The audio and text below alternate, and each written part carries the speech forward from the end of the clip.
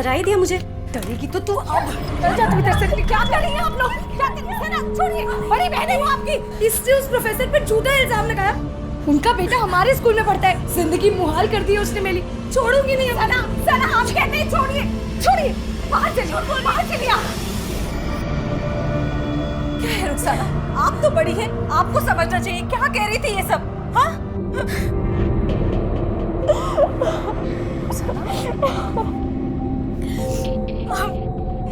Mummy वो professor मुझे fail कर देते।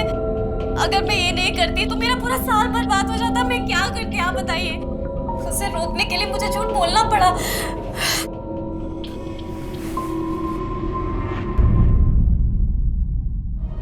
परिवार वो जगह है जहां का माहौल उसमें रहने वालों से बनता है। किसी भी सदस्य के सही और गलत कदम का असर बाकी सब पर पड़ता है। जैसा कि सना पर पड़ रहा था। रुखसाना द्वारा अपने प्रोफेसर पर लगाए गए बलात्कार की कोशिश के झूठे इल्जाम की वजह से उसके आसपास के लोगों से उसे ताने सुनने पड़ रहे थे। रुखसाना की इस हरकत और सना की इस नाराजगी का सीधा और सबसे बुरा असर पड़ा इन दोनों की मां नजमा पर, जिसका पति दुबई में काम करने के लिए इस पूरे घर, केटरिंग के अपने काम और दोनों जवान लड़कियों की जिम्मेदारी को उस अकेली पर छोड़ गया था। नजमा अकेली हर जिम्मेदारी उठा रही थी। उसे सहारा था तो सिर्फ अपने केटरिंग के बिजनेस पार्टनर जोएब का, जो उसे और उसकी बच्चियों को अपने ही परिवार की तरह मानता था और उनकी देखभाल करता था। फिलहाल रुखसाना द्वारा अपने प्रोफेसर पर लगाए गए झूठे इल्जाम ने नजमा और पूरे घर को हिलाकर रख दिया था और जोएब ने उससे वादा किया था कि वो इस मामले को संभाल लेगा। देखिए, आप हमें पैसे दे दीजिए और हम ये केस यहीं खत्म कर देंगे और किसी को ये बात कानो कान पता नहीं चले। क्या बकवास कर रहे हैं आप? देखिए, मैंने कुछ नहीं किया है। उस लड़की ने अपने कपड़े खुद फाड़े और चिल्लाने लगी। इसमें मेरी क्या गलती है? सब आप मुझे पास कर दीजिए ना। तुम्हें पास कर दूं मैं? तुम्हें पास कर दूं? अपना पेपर देखा है? एक भी क्वेश्चन का सही जवाब नहीं लिखा है तुमने और बोल रही पास कर दूं। अरे ये क्या कर रही तुम? अरे क्या कर रही तुम? क्या कर रही? अरे ये सब गलत है। सुनो, पहले मेरी बात सुनो। अरे पहले मेरी देखो, ये क्या है? बचाओ बचाओ। सुनो मेरी बात सुनो। अरे क्या पागलपन है ये? देखिए, हमें पता है आपने कुछ नहीं किया, मगर ये बात आप कोर्ट में कैसे साबित करेंगे? कानून तो लड़की का ही बात मानेगा। कहना क्या चाहते हैं आप? कुछ नहीं, बस यही कह रहे थे कि एक रकम डिसाइड कर लेते हैं। वो रकम आप हमें दे दीजिए और रुखसाना केस वापस ले लीजिए। क्या बकवास कर रहे हैं आप? अरे गलती आपकी और अब हमें ब्लैकमेल कर रहे हैं। ऐसा हम कुछ नहीं करेंगे। आवाज नीचे करके बात करो बच्चे, वरना और भी तरीके हैं हमारे पास बात मनवाने के। खैर, अभी आप अपनी तशरीफ का टुकड़ा ले जाइए, वरना आप जानते हैं मैं क्या कर सकता हूं। ले जाओ अपने फादर को। चलिए डैड। लेकिन जोएब, पैसे क्यों? देखिए, और कोई तरीका नहीं था हमारे पास। मैं ये सब रुखसाना के लिए ही कर रहा हूँ। सब ठीक हो जाएगा।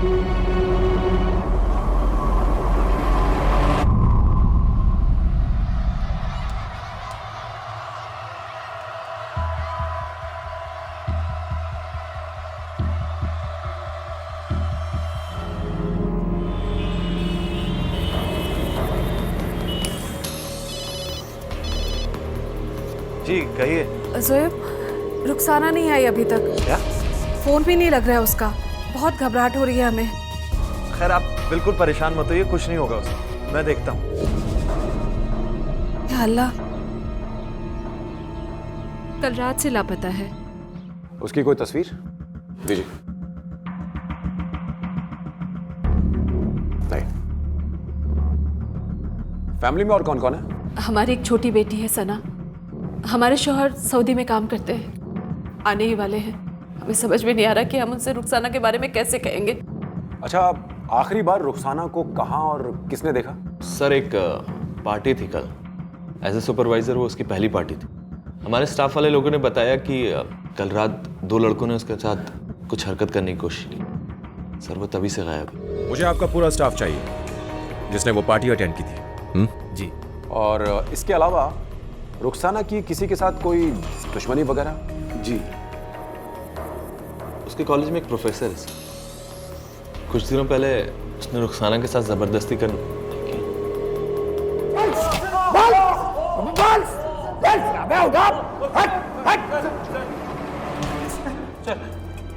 खून की सारी गर्मी निकल जाएगी तुम दोनों की।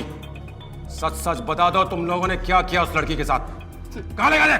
सर कुछ नहीं किया सर। सर वो लड़की थोड़ी चालू टाइप की थी सर। हमने सिर्फ उनसे बात करने की कोशिश की, थोड़ा छेड़ा, उसके बाद हम चले गए थे सर। हमने कुछ नहीं किया सर। सर उसके बाद से सर हम घर पे ही थे सर। सर आप चाहे तो सर हमारे पेरेंट्स से पूछ सकते हैं सर। किसी लड़की या महिला के साथ छेड़छाड़ करना अपने आप में एक बहुत बड़ा जुर्म है। खुद अपने मुंह से ये जुर्म तुम कबूल कर रहे हो और अब मुझसे ये उम्मीद कर रहे हो कि मैं ये मान लूं कि तुम दोनों मासूम हो। सच सच बताओ। सर हमने कुछ नहीं किया सर। सर हमने कुछ नहीं किया सर। हवालात में बंद करो। नहीं सर प्लीज सच सर। न बोले, हवालात में sir please sir. Sir please sir. Sir please sir. Sir please sir.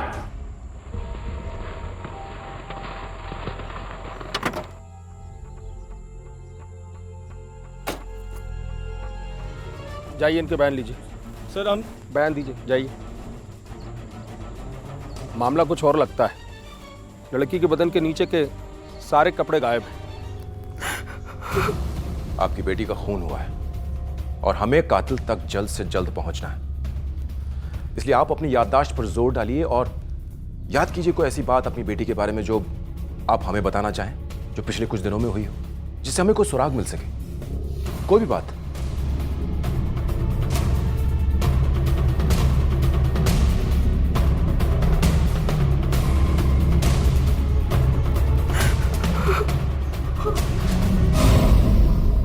कई बार गुनहगार कानून को जानने के बावजूद भी गुनाह करते हैं। इसलिए जब तक कोई और सामने नहीं आता है, आप और आपका बेटा हमारे प्राइम सस्पेक्ट्स रहेंगे। सर वो इंसान हमको धमकी दे रहा था और तो और हमारे साथ बकवास कर रहा था, और ये सब चीजें मैंने सबूत के तौर पे अपने फोन में रिकॉर्ड करी हैं। आप चाहे तो सुन सकते हैं। बस यही कह रहे थे कि एक रकम डिसाइड कर लेते हैं, वो रकम आप हमें दे दीजिए और रुखसाना केस वापस ले लीजिए। क्या बकवास कर रहे हैं आप? अरे गलती आपकी और अब हमें ब्लैकमेल कर रहे हैं।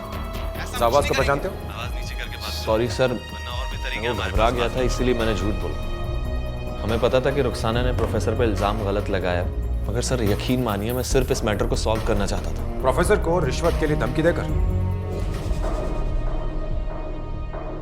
इस वक्त तुम जा सकते हो, लेकिन जब बुलाऊं तब हाजिर हो जाना। जी सर। सर फॉरेंसिक रिपोर्ट से ये क्लियर हो गया है कि रुखसाना की मौत से पहले उसके साथ रेप किया गया था सर, और उसकी बॉडी से सर 2 अलग अलग सैंपल्स मिले हैं। इसका मतलब रेपिस्ट 2 थे? जी सर। इसके अलावा पोस्टमार्टम रिपोर्ट ये बताती है कि रुखसाना की मौत उसके ऊपर कार गुजरने की वजह से हुई थी सर। लेकिन ये सर कार उस आदमी की नहीं थी जिसके नीचे उसकी लाश मिली। उसकी मौत तो करीब 10 घंटा पहले हो चुकी थी सर। इसका मतलब ये सारा वाकया पार्टी के ठीक बाद हुआ?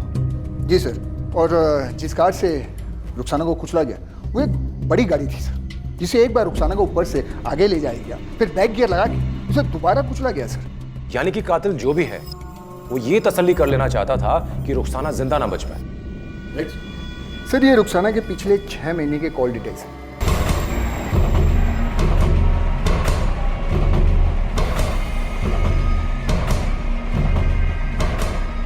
इसमें ज्यादातर कॉल्स अपनी सहेलियों को, अम्मी को और जोएब को किए गए सर। लेकिन एक कॉल है, इनकमिंग कॉल, जिसको इसने कभी उठाया नहीं पिछले 3 महीने से। सर ये लड़का रुखसाना के ही कॉलेज का है, निखिल श्रीवास्तव। अगर इसके कॉलेज का है तो हो सकता है उसका दोस्त हो, और उसका दोस्त है तो फिर इसकी फोन कॉल्स क्यों नहीं उठा रही थी?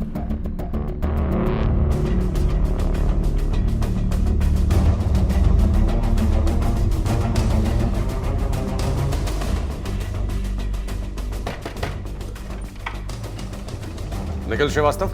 जी सर। वो गर्लफ्रेंड थी सर मेरी। बहुत प्यार करता था सर मैं उससे, और उसने मुझसे 3 महीने पहले ब्रेकअप कर लिया था। मैं तुम्हारी गर्लफ्रेंड नहीं बन सकती। I don't think we should continue this. I am sorry. Please यार ऐसा मत बोल यार। I love you so much यार। बाय निखिल। प्लीज। और सर 1 हफ्ते बाद उसने दूसरा बॉयफ्रेंड भी ढूंढ लिया। कौन है वो? जानता है उसे? सर नहीं जानता मैं उसे। एक बार देखा था सर, एक तो होटल से निकलते हुए देखा था मैंने उसे। कौन सा होटल? होटल एवरग्रीन, सेक्टर 11 में है sir.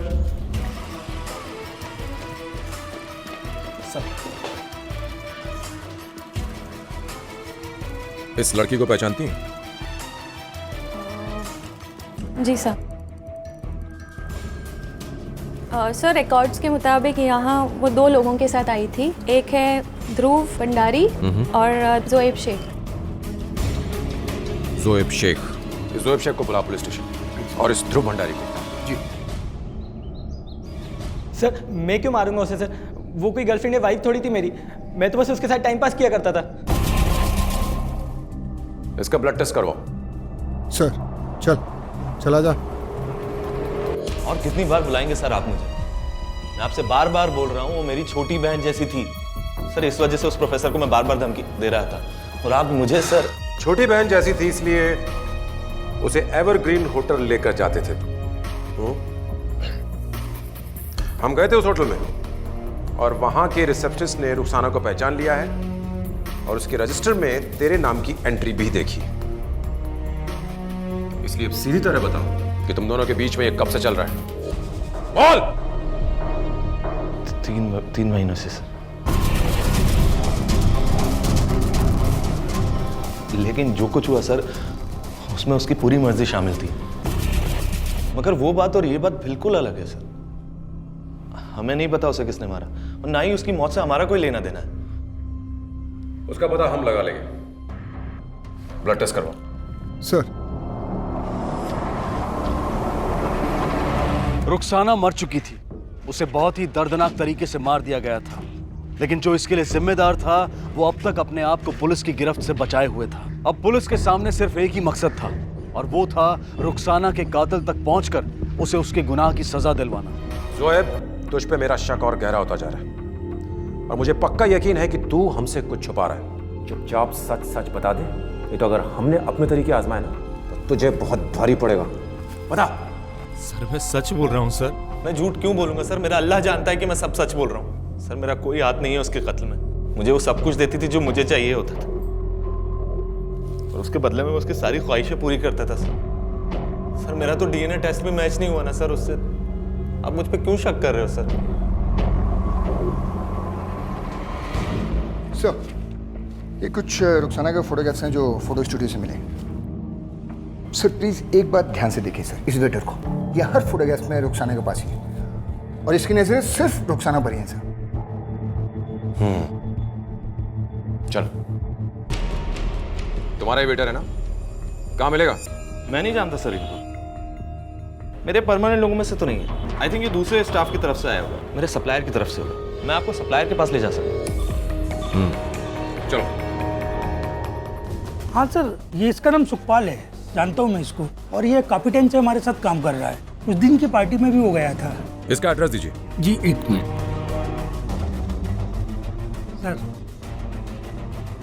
Thank you. Okay sir. इस एड्रेस पर जाओ और चेक करो। Right sir.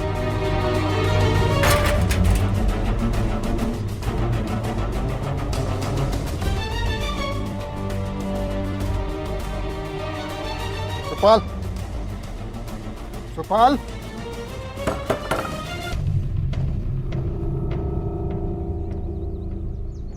Sukhpal, Sukhpal. Excuse me sir. Sir वो रिपोर्ट आ गई सर। उन दोनों कल्प्रिट में से एक ये सुखपाल ही था सर, जिसने रुखसाना के साथ रेप किया था। यानी कि जो ये दूसरा बचा है उसी ने रुखसाना का कत्ल किया है, और शायद सुखपाल का भी। एक काम करो, तुम इस सुखपाल के एरिया में जाओ और वहां चेक करो कि उसका कौन दोस्त था और कौन दुश्मन। जी सर। राइट।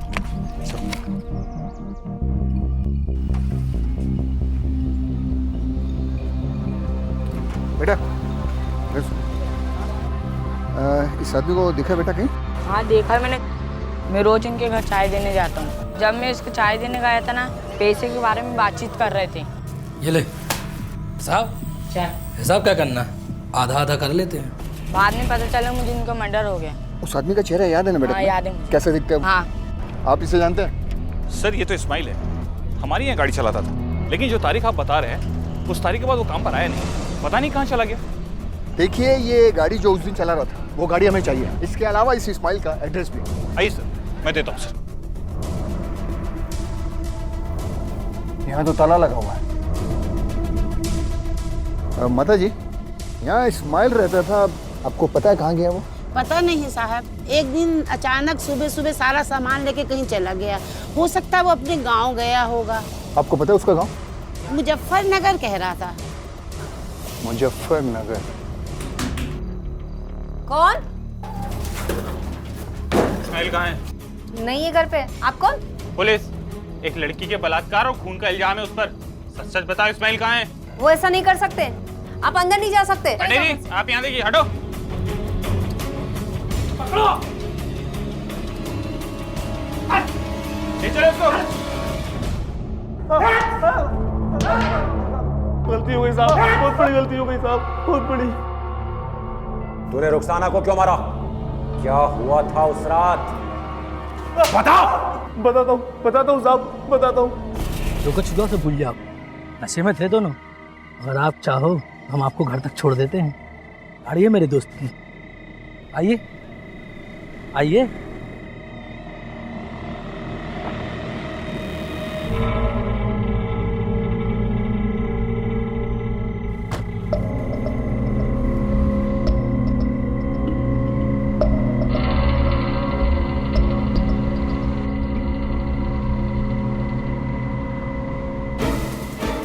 ये कहाँ जा रहे हैं आप? ये मेरे घर का रास्ता नहीं है। छोड़ देते हैं मैडम, थोड़ा शॉर्टकट चल रहा है। छोड़ कैसे देते हैं? ये रास्ता नहीं है मेरे घर का। रोकिए ना, रोकिए ना। क्या करें आप? गाड़ी रोकिए ना। आप बोलते क्यों नहीं इनको? हेलो, प्लीज रोकिए।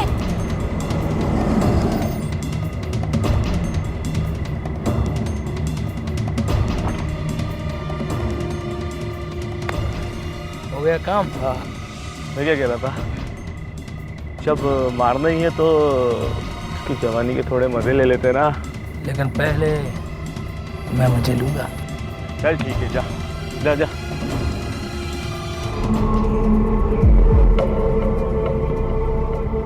चल मार देते हैं साली को।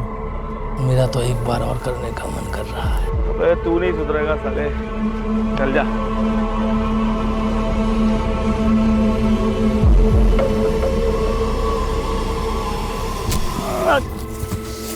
अबे रुक रुक रुक रुक।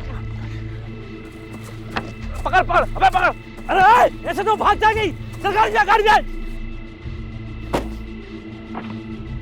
जल्दी भागा, जल्दी भागा। कहाँ गई, कहाँ गई? अबे नजर रख उस पे, फंस जाइए साले। रुक गई, तेज भगाना तू यार गाड़ी।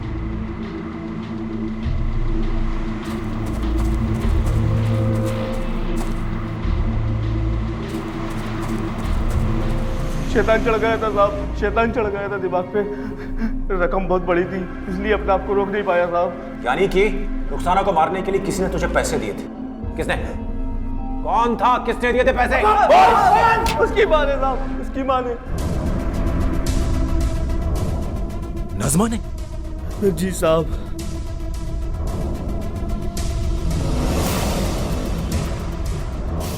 मिश्रा, वहाँ चेक करो। और तुम ऊपर। बात क्या है? सर वहाँ तो नहीं है। ऊपर मिली? ऊपर नहीं है सर। नज़मा कहाँ है? वो तो कल रात से ही कहीं चली गई। रात को सब साथ सोए थे, सुबह उठकर देखा तो नहीं थी। उसका फोन भी बंद आ रहा है। समझ में नहीं आ रहा कि, लेकिन आप ये क्यों पूछ रहे हैं? क्या किया उसने? रुखसाना के कातिल ने हमें बताया है कि नज़मा ने ही उसे मरवाया है और नज़मा ने ही उसे रुखसाना को मारने के लिए पैसे दिए। ये क्या कह रहे हैं इंस्पेक्टर साहब आप? मैं सही कह रहा हूँ। मगर क्यों? वो हम पता लगा लेंगे। फिलहाल आप अपने रिश्तेदारों को फोन लगाइए और चेक कीजिए कि नज़मा कहाँ है। अगर कोई खबर मिले तो हमें बताइएगा। और मिश्रा, अखबार में नज़मा की सारी तस्वीरें दे दो, बचनी नहीं चाहिए वो। Right sir. तुम ये रुको, चलो।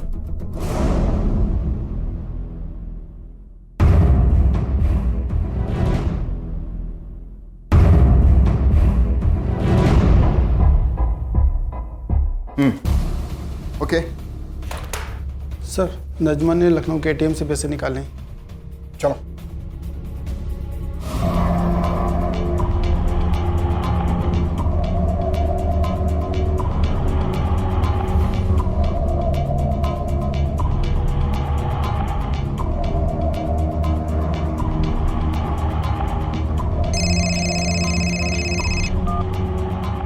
हेलो ज़ुएब, हम नज़मा बोल रहे हैं। पुलिस को सब कुछ पता चल गया है। वो मेरे पीछे पड़ी है और ये सब तुम्हारी वजह से हुआ है।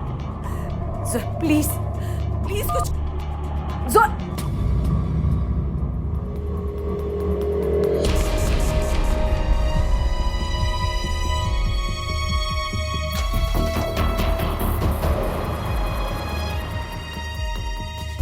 इंस्पेक्टर सर कहाँ? इंस्पेक्टर सर पेट्रोलिंग पे गए। मुझे नज़मा का फोन आया था इस नंबर से, प्लीज आप ये नोट कर लीजिए। ओके सर, मैं कर लेता हूँ।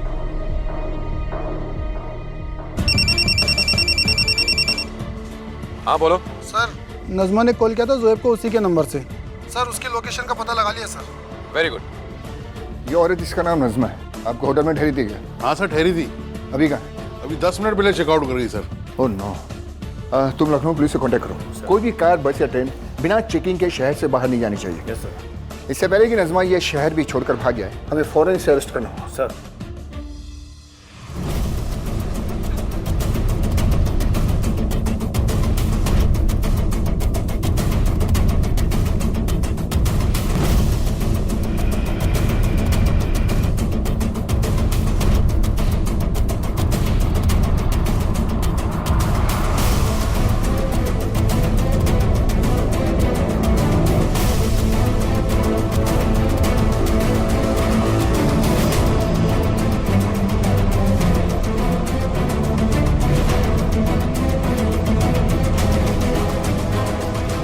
अरे भग रही, इसे पकड़ो, पकड़ो इसे। छोड़ो मुझे, छोड़ो। पकड़ पकड़, कहाँ भाग रही है? चल चल पकड़ इसे, चल।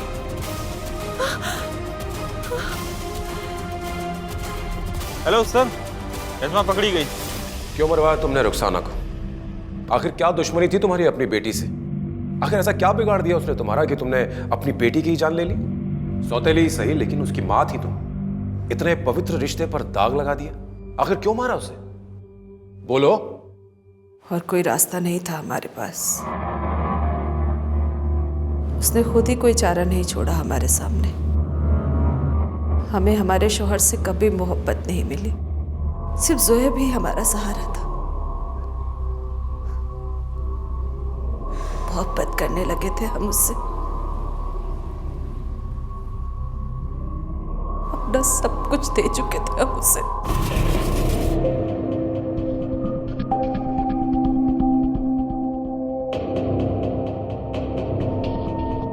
पर अचानक वो भी हमें नजरअंदाज करने लगा।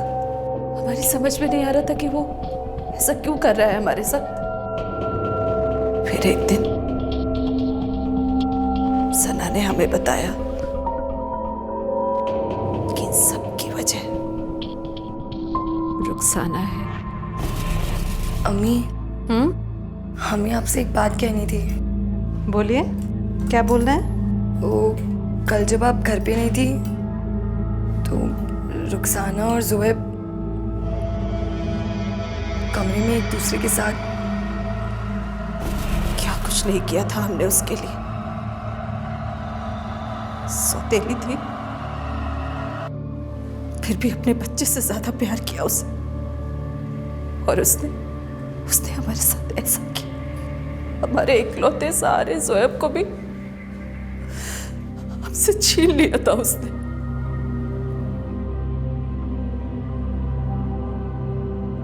मेरा दिल ये बात मानने के लिए हरगिज तैयार नहीं था। पर एक दिन खुद हमने अपनी आंखों से देखा था उन दोनों को एक साथ।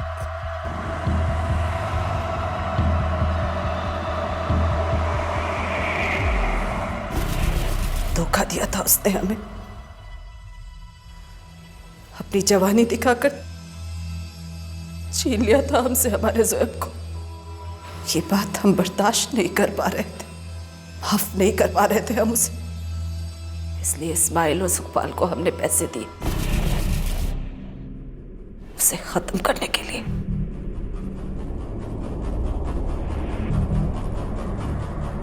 हमने सोचा था कि हमें कोई कभी नहीं पकड़ पाएगा। वो इस्माइल और सुखपाल उसकी जवानी देखकर खुद पर काबू नहीं कर पाए और उसकी इज्जत पर हाथ डाल दी और पकड़े गए।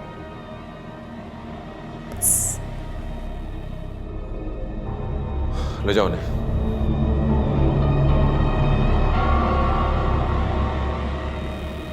चाहतें, इच्छाएं, कामनाएं हर दिल में पैदा होती हैं और उन्हें पूरा करने की कोशिश करना कतई गलत नहीं होता। लेकिन अगर उन्हें पूरा करने के लिए गलत रास्ते का इस्तेमाल किया जाए तो उसका अंजाम गलत ही होता है। और रुखसाना इस बात का एक बेहतर उदाहरण है। लेकिन ये कहानी हमें सिर्फ ये नहीं सिखाती, ये कहानी हमें ये सीख भी देती है कि नैतिकता और मर्यादा की बातें सिर्फ किताबी नहीं होती। आज भले ही इन्हें ना मानना, इनका मजाक उड़ाना एक फैशन बन गया हो, लेकिन इनका हमारी जिंदगी में आज भी उतना ही महत्व है जितना कि कल था। ये जीवन को जीने का एक बहुत ही वैज्ञानिक तरीका है जिसे बहुत ही सोच समझकर बनाया गया है। और जब जब किसी ने इसका उल्लंघन किया है तो उसका अंजाम वही हुआ है जो रुखसाना और नजमा का हुआ। इसलिए सतर्क रहें और अपनी इच्छाओं और चाहतों को पूरा करने से पहले ये जांच लें कि कहीं उन्हें पूरा करने के लिए आपके द्वारा उठाए गए किसी कदम से आपकी नैतिकता और मर्यादा की सीमा का उल्लंघन तो नहीं हो रहा।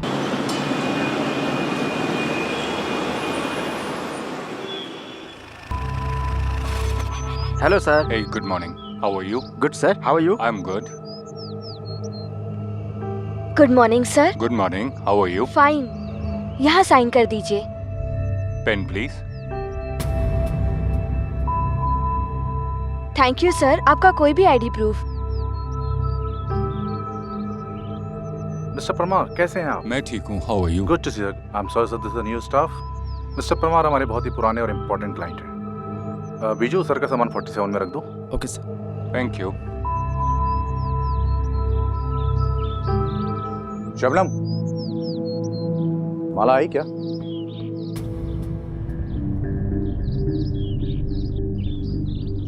ए, इधर आओ। टाइम क्या हुआ है? सॉरी सर, लेट हो गई। वो बेटी। यार तुम है ना, ज्यादा फायदा मत उठाया करो। मैं लास्ट वार्निंग दे रहा हूँ, अगर आगे से देर से आई तो काम से बाहर समझो। और अब खड़ी खड़ी मेरा मुंह मत देखो, जाओ और तैयार हो। Get out. काजल, तेरे पास सिफ्टी भी नहीं गया?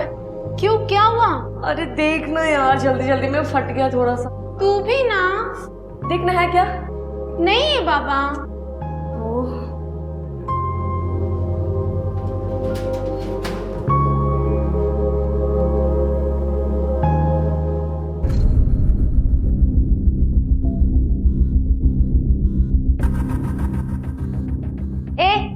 क्या देख रहा है? शो चल रहा है इधर। शो नहीं, नौटंकी। नौटंकी चल रहा है, वही देख रहा हूँ। ये टाइम पास करना बंद करो और चुपचाप काम पे लगो। बॉस ने बोला है। बहुत लेट हो गया यार, बहुत काम बाकी है। मीनू, क्या हुआ? जबरदस्ती की इसने? वो तो गलती से। गलती से? शब्बो, मैनेजर को बुला। मैं आपसे फिर से सॉरी कहता हूँ। सर, आप इनको सॉरी बोल रहे हैं? इन्होंने तो मीनू को। तुम चुप रहो, कुछ नहीं हुआ है। और जब सर कह रहे हैं कि कुछ नहीं हुआ तो कुछ नहीं हुआ। सर ये झूठ बोल रहे हैं। देखा, ऐसे ही अपने गेस्ट को अटेंड करती हैं। सीधे ही उंगली उठा दी। सॉरी बोलो सर से। सर सॉरी बोलो वरना निकलो इस होटल से। सॉरी।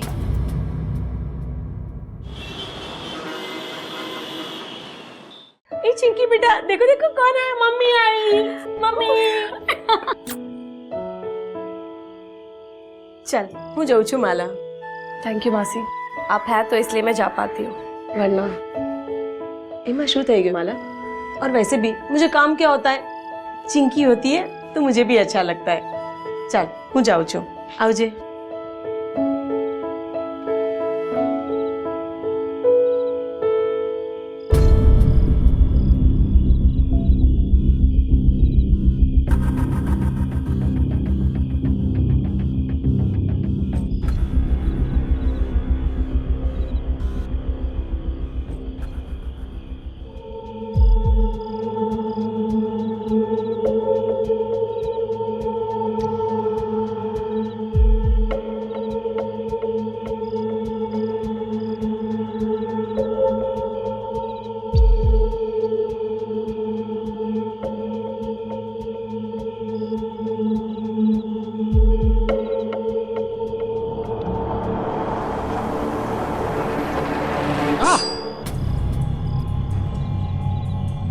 दिमाग खिसक गया क्या तेरा?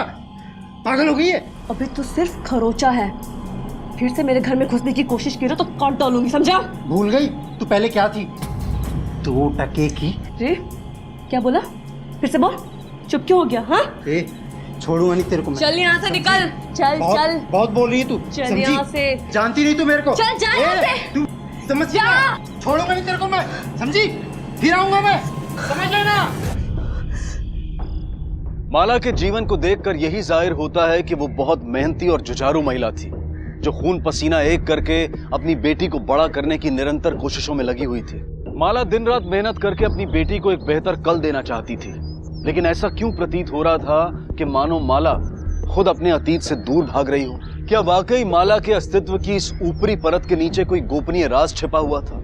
और वो कौन शख्स था जो माला के घर में घुसकर उसे धमकाकर चला गया था? आखिर ऐसा क्या छुपा हुआ था उसके बीते हुए कल में जो उसकी आने वाली जिंदगी पर इतना गहरा असर छोड़ गया था? और क्या वो राज सही में उसके लिए खतरा बन सकता था? कल वो हरीश आया था फिर से, तो पुलिस में कंप्लेन क्यों नहीं करती है? नहीं कर सकती, आप जानती हो ना। चलो चुप। सोनू, अगर आप मम्मा को जाने नहीं दोगे तो मम्मा लेट हो जाएगी ना, और फिर मम्मा को डांट पड़ेगा, नहीं ना? बाय। ए चंकी, तू बड़ी होके ना बिल्कुल तेरी मम्मी जैसी बनना, हा? एकदम बहादुर। क्या है? हाँ, पिछले 1 हफ्ते में माला 2 बार लेट आई, मुझे इसके बारे में पता भी नहीं। सर सुबह तो देखा, तब नहीं, अभी दिखाई नहीं दे रही। सर वो आई है, वो इधर ही है, कुछ काम कर रही होगी, मैं उसको बुला के लेके आती हूँ। माला, माला, माला, माला,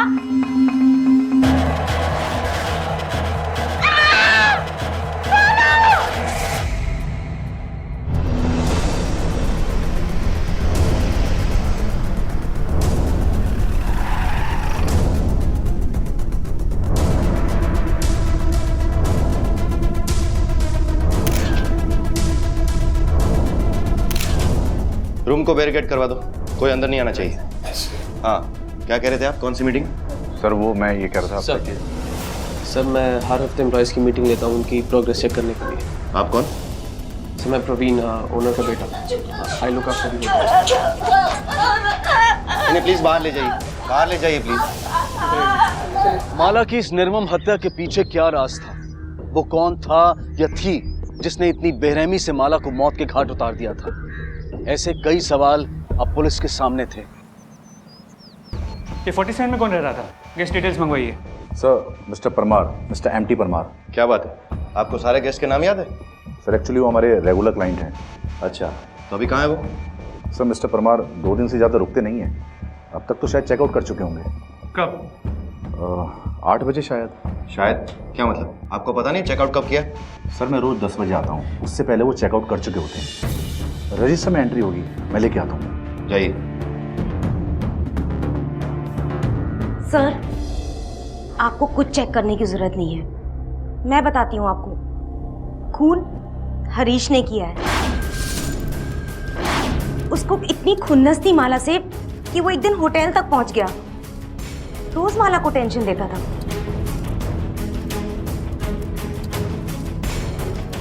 कीधु तू मैंने एक बार नहीं बार बार बोला था, आखिर वही हुआ ना। साहब मैंने खुद माला को बोला था कि वो हरीश का कुछ कर, वरना वो तुझे तंग करता रहेगा। कल वो हरीश आया था फिर से, तो पुलिस में कंप्लेन क्यों नहीं करती है? मार ही डाला ना। अरे रे भगवान, अब बेचारी नु हमें शू थशे। साहब इन्हें छोड़ता नहीं, कड़ी से कड़ी सजा देना उसको, छोड़ना मत उसे। पहले गुनाह तो बताओ साहब। तू नहीं जानता? माला के बारे में मेरे को क्या पता साहब? मर गई साली, अच्छा हुआ। साले? क्यों रे, क्या बिगाड़ा था उसने तेरा? वो क्या बिगाड़ेगी साहब, उसको तो खाली धमकी देना आता था। किस बात की धमकी? अरे छोड़ो ना साहब, मर गई ना, हवे शू बुलवानू। चुपचाप बता, तुम दोनों के बीच चल क्या रहा था? अरे सर, जो औरत मर्द के बीच चलता है वही चलेगा ना साहब। आप भी ना। नहीं सब बोल। नहीं सब हंस हंस। नहीं सब बंद हो गई तेरी हंसी? हाँ? तोड़ दूं उंगली तेरी? नहीं बोल। सब नहीं बोल क्यों डराता था उसे? बोल क्यों धमकाता था? नहीं मार डाला तूने? नहीं मारा, नहीं मारा साहब, नहीं प्लीज छोड़ दीजिए साहब, प्लीज। बोल। साहब मैंने कुछ नहीं किया साहब। जिस दिन वो मरी उस दिन मैं नाके पे ही था साहब, पत्ते खेल रहा था साहब। एक बड़ा हाथ भी मारा साहब। वो 4 लोग और थे, राजू भाई, जीतू, चिंटू परेरा और सुनील। चाहो तो आप उनसे पूछ लो, मैंने कुछ नहीं किया साहब। सर, हरीश सच कह रहा था। उस दिन वो पूरा दिन नाके पे ही था। वहाँ के कई लोगों ने उसे वहाँ देखा है। लगता है उसे छोड़ना पड़ेगा। कुछ ना कुछ इन्फॉर्मेशन उसके पास जरूर होगी। पीछा जो करता था उसका, सड़ा उसे बेंच पर। और कोई इन्फॉर्मेशन? सर, फोरेंसिक रिपोर्ट इसके मुताबिक कमरे में किसी भी चीज पे कोई खून के निशान नहीं थे। क्लियर है, किसी भारी चीज से वार किया गया है और हमारी इन्वेस्टिगेशन में वो चीज हमने मिस कर दी है। क्या हो सकती है ये भारी चीज? ये तो होना ही था। अब ऐसी लड़कियों का यही हाल होता है ना साहब। ऐसी लड़कियां मतलब? कुछ याद है उस दिन किसी को देखा था तुमने यहाँ? कोई अजीब बात, कोई इंसान, कुछ याद है तुम्हें? मैंने आपको बोला ना सर, वो हरीश वो बहुत कमीना है। एक बार तो वो होटल के अंदर भी घुस गया था, किसी को नहीं पता कैसे। मुझे तो उसी पर शक है।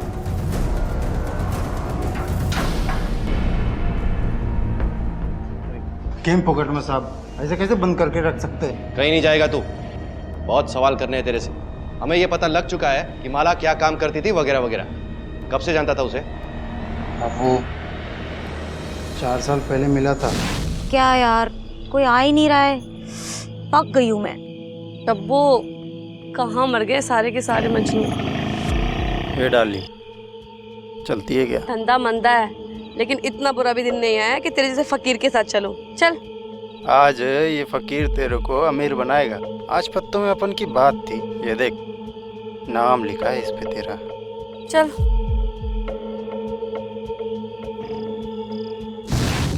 उस दिन से तो जैसे अपना रोज का मिलना जुलना हो गया था साहब। फिर अचानक पता चला वो पेट से थी।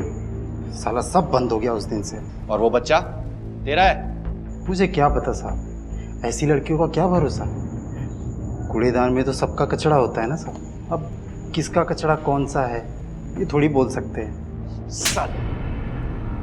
समाज के असली कचरे तो तुम हो। तुम जैसे कमीनों की वजह से लड़कियों की ये हालत होती है। फिर क्या हुआ?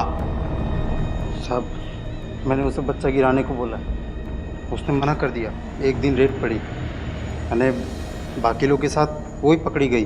फिर साहब वो कोई NGO वालों ने नया काम उन लोग को दिलाया, मतलब शरीफ माफी का कुछ काम था साहब। और उसकी नई जिंदगी को बिगाड़ने के लिए तो फिर से वहां पहुंच गया? नहीं साहब, मुझे पता चला उसने वापस से धंधा शुरू कर दिया है। सब पैसे लेके गया था साहब इस बार। और तुझे कैसे पता चला उसने धंधा फिर से शुरू किया था? साहब मैं वो होटल जाया करता था ना, तो वहीं पता चला मेरे को। वो उसका चक्कर चल रहा था और भी लोगों के साथ। किसके साथ चक्कर था उसका? सब होगा कोई नया बकरा।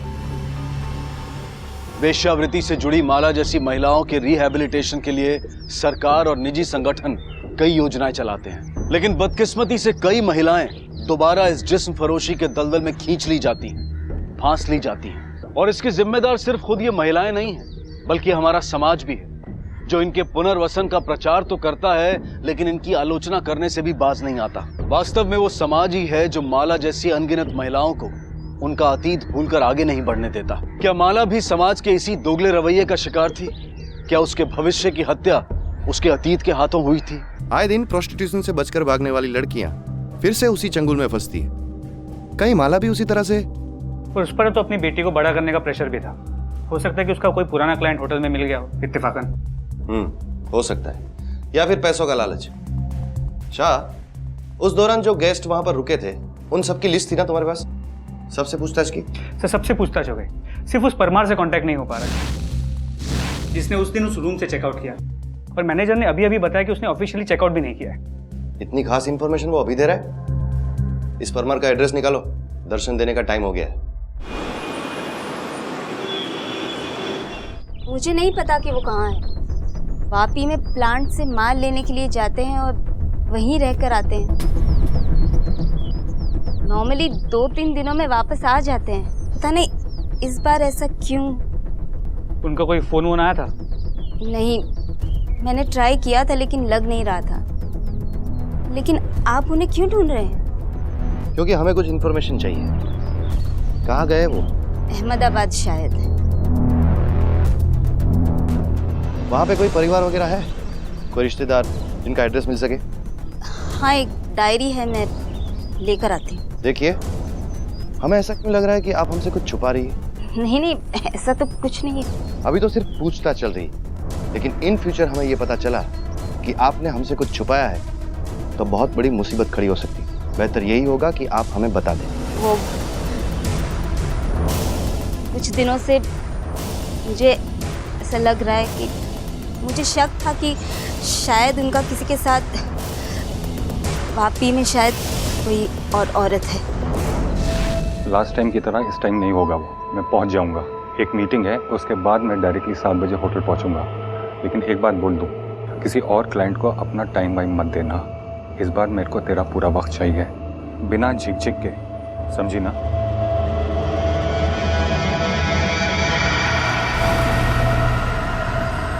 क्या है? किससे बात कर रहे थे? काम की बात थी, डीलर से बात कर रहा था। मिलना है उसको वापी में। और ये क्लाइंट के बारे में सब? मैंने बोला ना, काम की बात थी। वो डीलर अगर दूसरे क्लाइंट के पास चला गया तो 2 दिन तक मुझसे नहीं मिलेगा। सर, इस परमार को किसी ना किसी तरह ढूंढ के निकालना होगा। एक तो उसकी बीवी का शक, और ऊपर से वो गायब है। सर, ये आदमी 100% इस केस में इन्वॉल्व है। उसके कॉल रिकॉर्ड्स निकलवाओ, सिग्नल ट्रायंगुलेट करके उसका लोकेशन ट्रेस करो। इस प्रोस्टिट्यूशन के एंगल की वजह से इन्वेस्टिगेशन का रुख बदल गया है। अगर माला फिर से ये धंधा करती थी तो ऑब्वियसली उसका एक क्लाइंट तो हो नहीं सकता।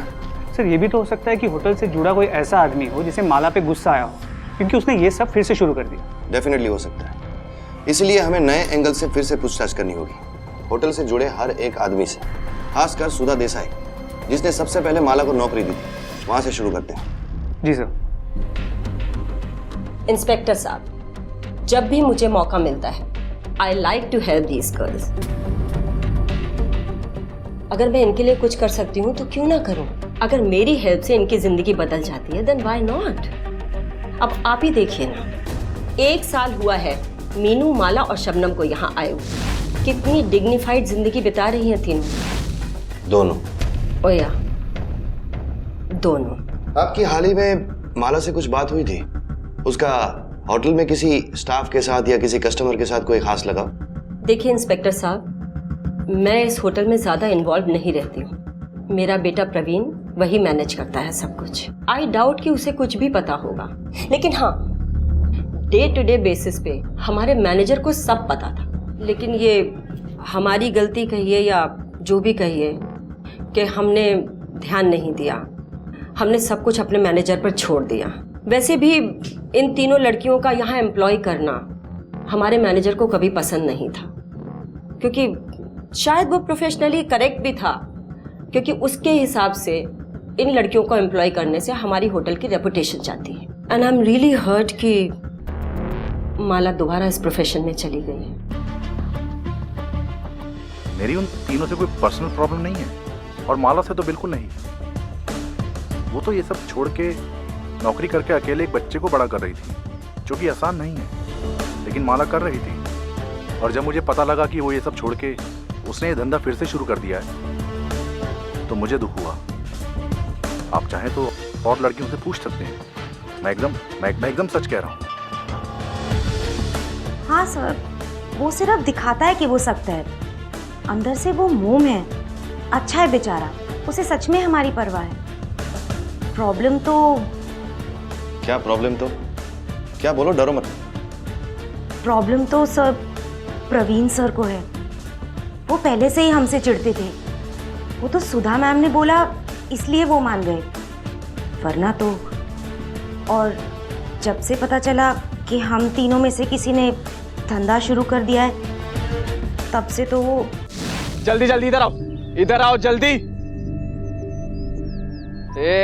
इधर आ, जल्दी इधर आ। क्या हो रहा है यहाँ पे? हाँ, क्या हो रहा है यहाँ पे?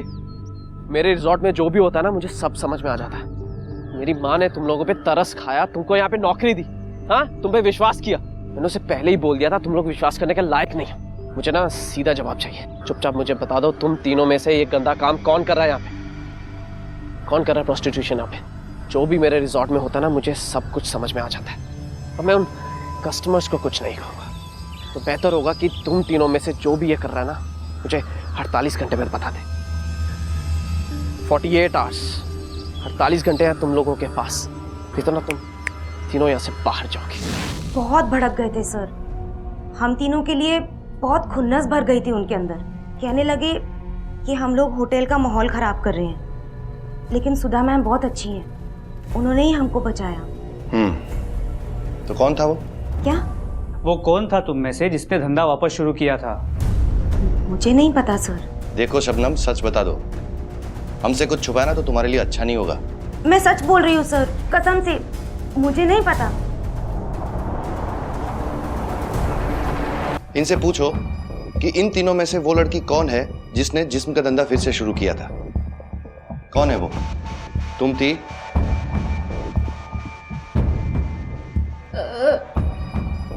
नहीं नहीं, मैं सोच भी नहीं सकती हूँ, बहुत मुश्किल से छुटकारा मिला है। मैं वो काम कभी नहीं करूँगी। तो फिर माला? माला बहुत अच्छी थी। माला मेरा, हम सब का ख्याल रखती थी। वो खुद की लाइफ को बदलना चाहती थी। वो यह कर नहीं सकती। उसके साथ बहुत बुरा हुआ है। प्लीज़ आप उसके मारने वाले को खोज निकालें। हाँ बोलो। ठीक है सर, परमार का पता चल गया।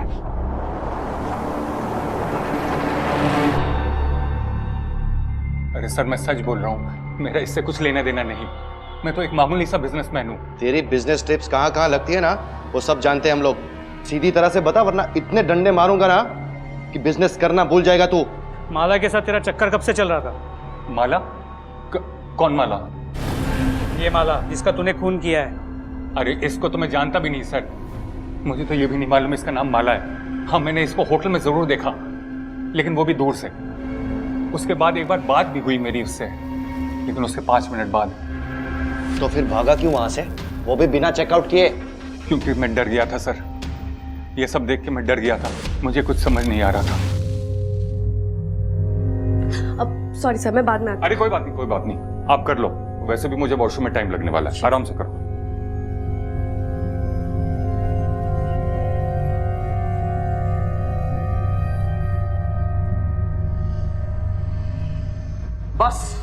बस हाँ, सब देख रहा हूँ मैं यहाँ पर। तुम गलत समझ रहे हो। मैं कुछ गलत नहीं समझ रहा। हाँ, सब पता चल गया मुझे, तुम ये सब गंदे काम कर रही हो ना। अरे ये स्कर्ट पहले से ही बड़ी। मैं तो तुम्हारी जिम्मेदारी भी ले रहा था। सबसे छुपाकर। ए बस हाँ, तू कुछ और नहीं बोलेगी, समझ में आई तुझे? हाँ, उस आदमी के जाने की आवाज आने के बाद चेक करके बाहर निकला, सामान समेटा और भाग गया वहां से।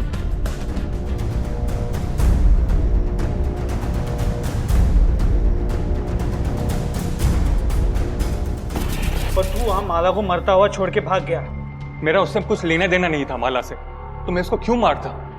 देख, हम सब जानते हैं तेरा और उसका चक्कर चल रहा था ना। यहाँ आने से पहले तू उसे फोन करता था ना, और फिर होटल रूम में जाके तुम दोनों टाइम पास करते थे। सर वो ये नहीं थी सर। तो कौन थी वो? सर उसका नाम शबनम है, और वो भी उसी होटल में काम करती है। मेरा माला के साथ कुछ लेना देना नहीं है सर। तेरा लेना देना किन किन लोगों के साथ है ना, वो हम पता कर लेंगे। मैंने झूठ बोला, मुझे मेरी नौकरी बचानी थी, इसके अलावा मैंने और कोई झूठ नहीं बोला। ताकि लोगों का शक तुमसे हटकर माला पे जाए। और तुम्हारे इस झूठ की वजह से माला की जान गई हो तो किन किन लोगों को माला के बारे में ये झूठ बताया था तूने? सर, मेरे को पता था कि विजू हम सबको बहुत हेट करता है, इसीलिए मैंने उसके कानों में ये बात डाली। मुझे पूरा भरोसा था कि वो 100% यह अफवाह जरूर फैलाएगा, और उसने वही किया। मैं क्या करूं सर, मुझे ये नौकरी की जरूरत है और मुझे पैसे भी कम पड़ रहे थे। लेकिन मैंने ये झूठ माला को फंसाने के लिए नहीं बोला, खुद को बचाने के लिए बोला। मैं जानती थी कि माला सबकी फेवरेट है और उसकी एक छोटी बच्ची भी है। सर, मुझे पूरा भरोसा था कि सुधा मैम, मैनेजर और प्रवीण सब उसको माफ कर देंगे, लेकिन मुझे नहीं पता था कि कोई उसका खून कर देगा। सर, माला ने मुझे और मीनू को बहुत संभाला है, एकदम अपनी बहन की तरह। और मैंने उसके साथ क्या किया? तुमने अभी ये बताया कि विजू तुम सबसे नफरत करता था। किन किन लोगों को बताया होगा उसने माला के बारे में ये झूठ? सर, सबको। सबको बताया? और बताता भी क्यों नहीं? साहब गंदी नाली में रहती थी तो उधर ही रहो ना, बाहर निकलने की क्या जरूरत है? सब बिगाड़ के रख दिया। होटल क्या उनके बाप का है कि जहां देखो वहां धंधा खोल दिया? तो होटल क्या तेरे बाप का है जो तू डिसाइड करेगा कि कौन अंदर आएगा और कौन नहीं? और तू जो ये गंदी नाली की बात कर रहा है ना, वहां पे ये लड़कियां या तो बदकिस्मती से पहुंचाई जाती है या वहीं पे पैदा होती है। गंदी सोच तो तेरी है जो तेरे अंदर पैदा हुई, और ये कम था जो और लोगों में भी फैलाया तूने। गंदगी तूने फैलाई, उन लड़कियों ने नहीं, समझा? विश्वास नहीं होता ना? एक अकेली असहाय औरत असंख्य कठिनाइयों से जूझकर किसी तरह अपनी इकलौती बेटी को बड़ा करने का प्रण लिए जीती है। हिम्मत से डटकर हर मुश्किल का सामना करती है। इतना ही नहीं, अपने अतीत को पीछे छोड़कर उस पर भी विजय पा लेती है, पर आखिरकार हार जाती है एक अफवाह के सामने। अपने स्वार्थ के लिए फैलाया गया एक घिनौना झूठ बना माला का अंत। इससे यह साबित होता है कि एक मामूली अफवाह का परिणाम भी अत्यंत भयानक हो सकता है। इसलिए बेहद जरूरी है कि ना तो हम अफवाहों को पनपने दें और ना ही इन्हें फैलने दें। माला की हत्या का कारण तो पुलिस के सामने था, लेकिन हत्या करने वाला अब भी अदृश्य है। तो देखा जाए तो मोटे ऑलमोस्ट हर किसी के पास था। ये परमार, इसको तो सारा कच्चा चिट्टा हमारे सामने। हो सकता है इसने माला के साथ जबरदस्ती करने की कोशिश की, माला ने इनकार कर दिया और इसका अपने गुस्से पे से काबू हट गया। ये प्रवीण और विजू, ये तो माला से नफरत करते ही थे, और इस शबनम का चक्कर सर कुछ समझ में नहीं आ रहा। सर ये सब झूठ बोल रहे हैं, और इस परमार ने तो खड़े खड़े कहानी बना दी उस आदमी और माला के बीच के झगड़े की। क्या कहा था उसने? किसी भारी चीज से वार? सर हमने पूरे कमरे की फोरेंसिक जांच की है, कुछ नहीं मिला। कुछ नहीं मिला क्योंकि वो चीज वहां पर मौजूद थी ही नहीं। वारदात वाले कमरे में जो ये लोहे का शो पीस था, वो स्टैच्यू हर एक कमरे में था। समझे तुम? जी सर।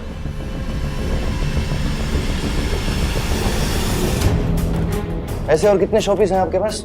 सर सेकंड फ्लोर के कमरे में सुपीरियर डीलक्स रूम 12 होंगे सर।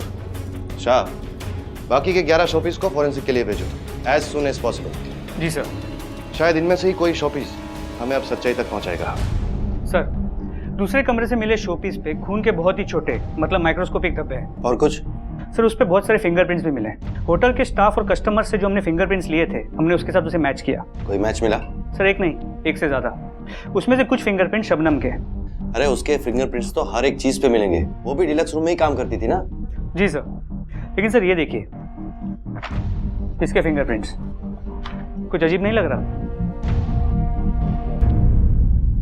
पहले हमें लगा कि इसमें क्या बड़ी बात है, तुम भी यहाँ काम करती हो शबनम की तरह, तुम्हारी उंगलियों के निशान तो हर एक चीज पर हो सकते हैं। लेकिन बाद में हमें याद आया कि तुम तो इस फ्लोर पे काम ही नहीं करती। सर मीनू की किसी क्लाइंट से मिसअंडरस्टैंडिंग हो गई थी, इसलिए मैंने उसे स्टैंडर्ड में शिफ्ट कर दिया, और डीलक्स रूम तो पूरा माला और शबनम संभालती थी। माला ने हमेशा तुम्हारा ख्याल रखा और तुमने उसे मार दिया। क्यों मारा उसे? बोलो।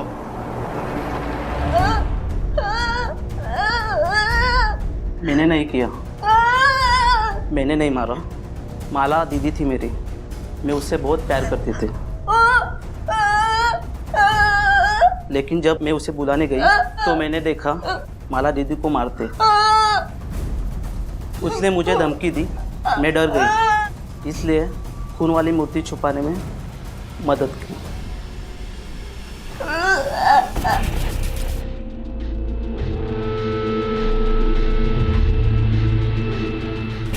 अब चुपचाप बताओ कि तुम्हें धमकी किसने दी थी?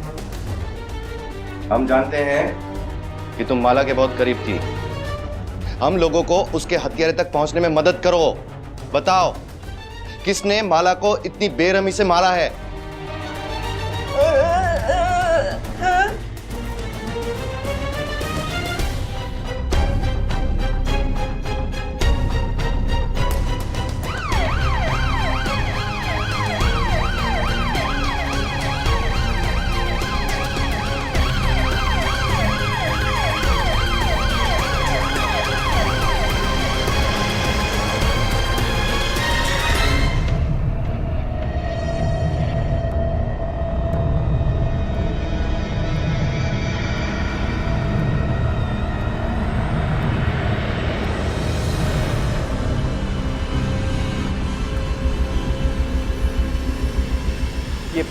ये आप मुझे यहाँ पर एक कॉमन क्रिमिनल की तरह, मैंने कहा ना आपको I'm innocent, damn it!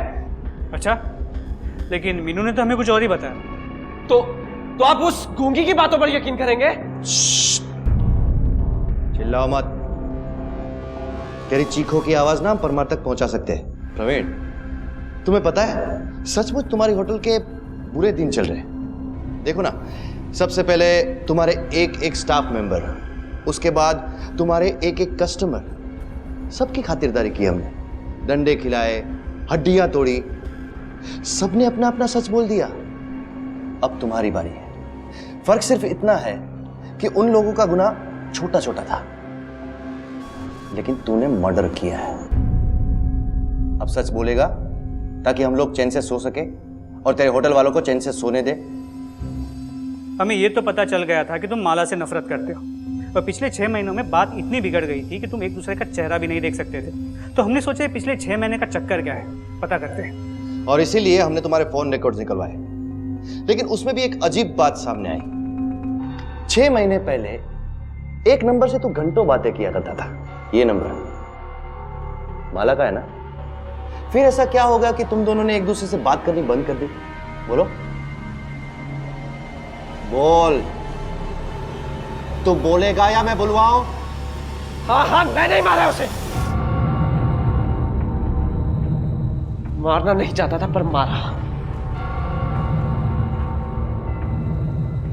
1 साल पहले उसने मेरा रिसोर्ट ज्वाइन किया, सब कुछ नॉर्मल था। फिर हम दोनों को प्यार हो गया। 6 महीने तक सब ठीक था। फिर जब मॉम को पता चला तो वो चाहती थी कि ये सब बंद हो जाए, मैं सब बंद कर दूं। तो उसके बाद भी कोशिश की। ये धोखा ही तो है प्रवीण। आज मैं जो हूँ, जहाँ हूँ, तुम्हारी माँ की वजह से हूँ, और तुम मुझे बोल रहे हो उनको धोखा देने के लिए। अगर हम साथ रहेंगे तो उन्हें सच बताकर, वरना नहीं। दोनों बकवास बंद करो, नॉर्मल बातें करो, कुछ प्रैक्टिकल सोचो। ये फिलॉसफी ना मुझ पे मत झाड़ो। और तुम्हें तो बल्कि खुश होना चाहिए कि छिप छिप के सही पर ये रिश्ता तो आगे बढ़ रहा है ना, वरना तुम जैसी लड़कियों को ना ये भी नसीब नहीं होता। अब ऐसे घूर क्या रही हो तुम?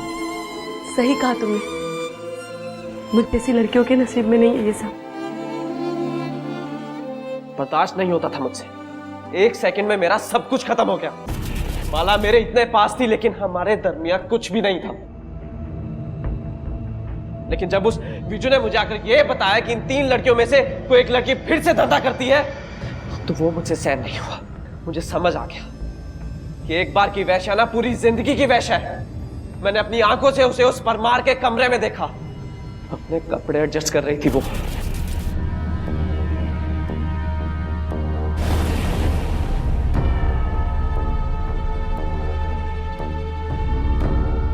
ओह, तो ये सब हो रहा है यहाँ पर? ये है तुम्हारी असलियत? क्या क्या बोल रहे हो तुम?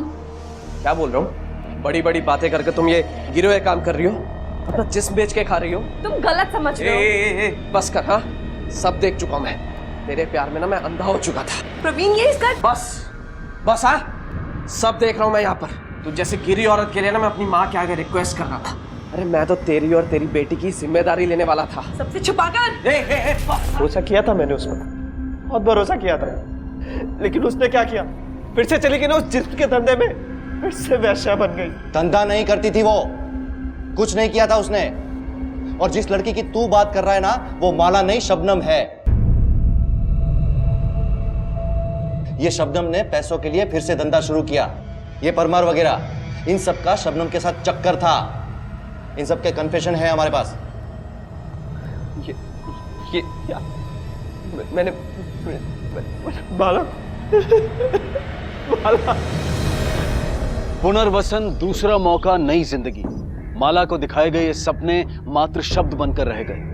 वास्तव में हमारे समाज ने माला को कोई ऐसा मौका दिया ही नहीं। एक तरफ सुधा थी जिसने बेशक माला को नौकरी दी, लेकिन माला और उसके बेटे के बीच में कोई भी रिश्ता सुधा को नागवारा था। दूसरी तरफ परमार और हरीश जैसे हैवान जो अपने स्वार्थ के लिए माला जैसी लड़कियों को फिर से वेश्यावृत्ति के रास्ते पर लाकर खड़ा कर देते हैं। और अंत में प्रवीण, जिसने माला से प्यार तो किया लेकिन उस पर कभी विश्वास नहीं किया, और उसका अविश्वास इतना गहरा था कि इसकी वजह से प्रवीण ने खुद माला की जान ले ली। इस पूरे हादसे के अंत में अगर एक चीज अच्छी हुई तो वो ये कि अपने बेटे के गुनाह का प्रायश्चित करने के लिए सुधा ने माला की बेटी के पालन पोषण की पूरी जिम्मेदारी अपने सर ले ली। इस सत्य से मुंह नहीं मोड़ा जा सकता कि माला के साथ घोर अन्याय हुआ था। बदकिस्मती से उसके अतीत ने उसके वर्तमान और भविष्य दोनों का गला घोट दिया। उसकी मुस्कुराहट, उसकी जिंदगी उससे छिन गई। किसी की आलोचना कर उन पर अपनी राय बनाने की बजाय अगर हम सही मायने में सच्चे और निस्वार्थ भाव से उन्हें स्वीकार करें, समाज में आत्मसात करें, तो आज के इस केस की यही हम सब के लिए सीख होगी। सभ्यता की शुरुआत से ही किसान समाज का एक महत्वपूर्ण अंग रहा है, लेकिन सारी मानवता का पेट भरने वाला किसान खुद पेट काट कर जीता है। इस अन्नदाता के दुश्मन सिर्फ बाढ़ या सूखा नहीं है, बल्कि लोन देने वाले, जमीन हथियाने वाले साहूकार और ऐसे कई लोग हैं जो इसकी मौत का कारण बनते हैं। हमारी आज की कहानी मदन नाम के एक किसान की है जो कोल्हापुर में अपनी माँ, बीवी ज्योति, भाई रंजन और साली धारा के साथ एक छोटे से घर में रहता है। ये कहानी है मदन और उसके परिवार के साथ होने वाले एक दिल दहला देने वाले हादसे की।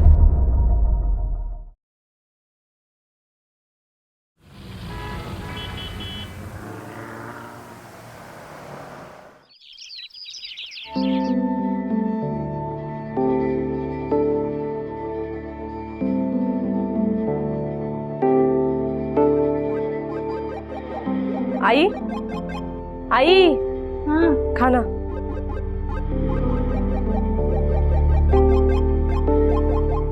रंजन, हाथ मुंह धो ले, खाना तैयार है। हाँ। क्या एक और खिलौना दिन भर यही करता रहे? कभी खेत में आया कर, तेरी मदद कर, हाथ बटा, सीख ले कुछ। इस पे हाथ चलते ना मोबाइल पे तेरे, तो खेत में चला उसको दोस्त छिरते का काही तुझ्या।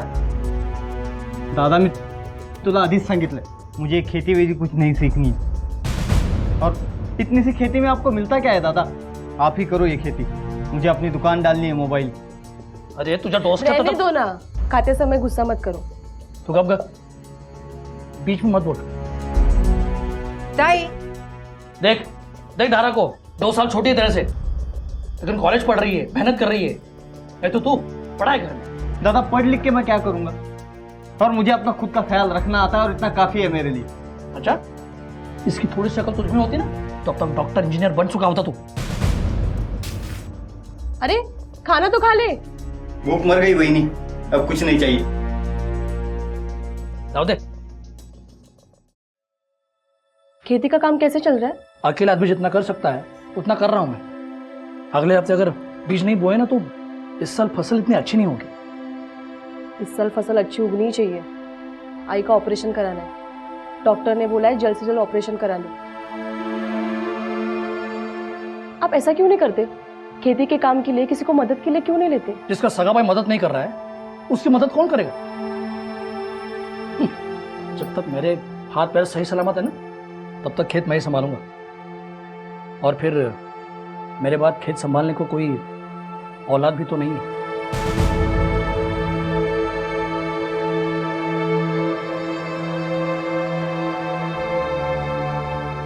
ताई, अगले 2 हफ्ते मुझे कॉलेज से छुट्टी है, एग्जाम है ना, इसलिए पढ़ाई के लिए छुट्टी दी है।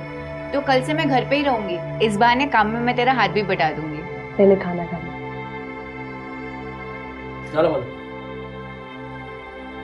मैं फिर से खेत जा रहा हूँ, शायद देर हो जाएगी। चलता हूँ। आई, ये तो कर।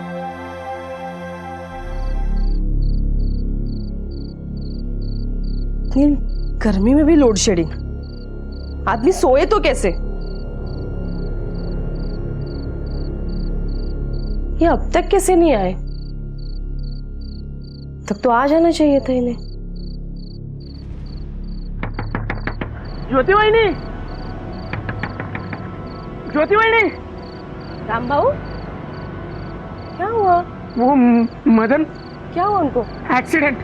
किसका एक्सीडेंट? मदन का एक्सीडेंट।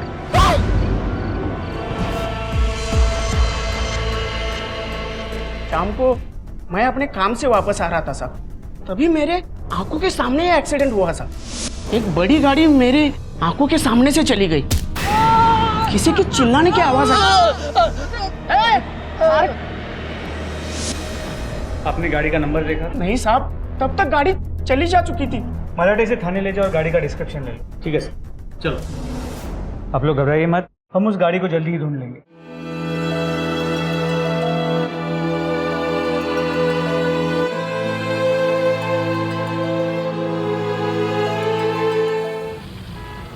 सर, कल रात के एक्सीडेंट की रिपोर्ट विटनेस के मुताबिक एक सिल्वर एसयूवी थी। हिट एंड रन का केस लगता है। इतना खून बहा है तो गाड़ी पे कहीं ना कहीं खून के निशान जरूर होंगे। इससे पहले कि उसे साफ कर दिया जाए, पता लगाओ कि यह गाड़ी किसकी है। सर,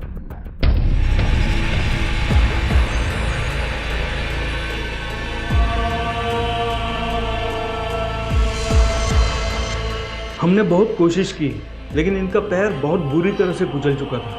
इनकी जान बचाने के लिए हमारे पास कोई दूसरा रास्ता नहीं था।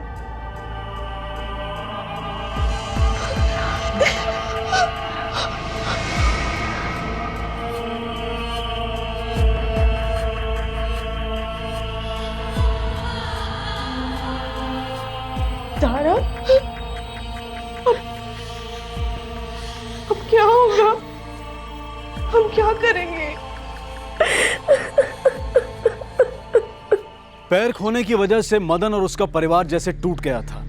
चश्मदीद गवाह की मदद से पुलिस ठोकर मारने वाली गाड़ी की तलाश में जुट गई। आखिर कौन था ये जिसने मदन को अपनी गाड़ी से कुचलने की कोशिश की थी? एक गरीब किसान की किसी धनी इंसान के साथ आखिर क्या दुश्मनी हो सकती है?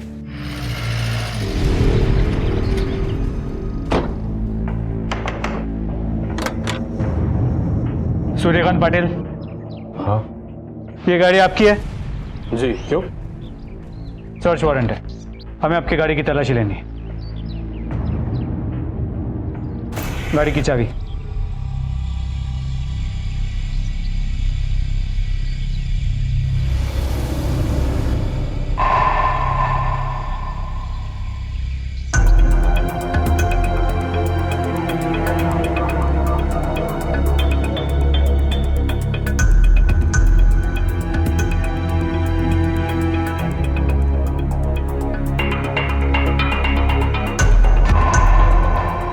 खून के निशान है। फोरेंसिक वालों को बुलाओ। देखिए साहब, मैं आपको पहले भी बोल चुका हूं, कल रात को मैं अपने घर पे था अपने बेटे के साथ। तो क्या आपकी गाड़ी खुद ब खुद निकल गई मदन से एक्सीडेंट करने? साहब, आपके पास ऐसा कोई सबूत नहीं जिससे मालूम पड़े कि मैं गाड़ी चला रहा था। हाँ, गाड़ी मेरी है, मगर उसे मैं नहीं चला रहा था। फिर कौन चला रहा था? मेरा ड्राइवर। कल ही मैंने उसको भेजा था कुछ सामान लाने, पर उसने मुझे ऐसा कुछ बताया नहीं कि एक्सीडेंट हुआ था। नायक सर, इस ड्राइवर को ढूंढ निकालो, स्टेटमेंट लो और हिट एंड रन का केस दर्ज करो। सर,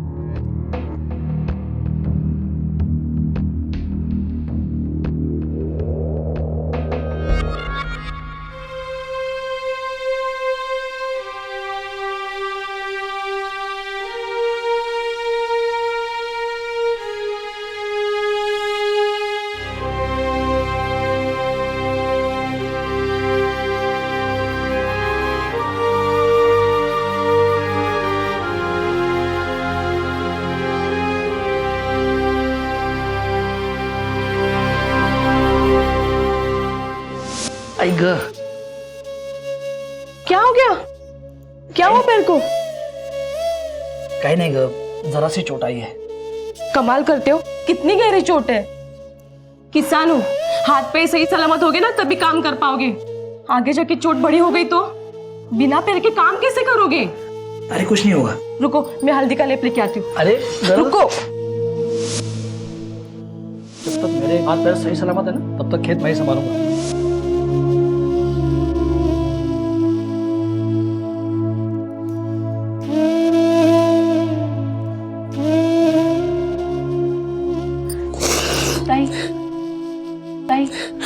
तारा, अब क्या होगा?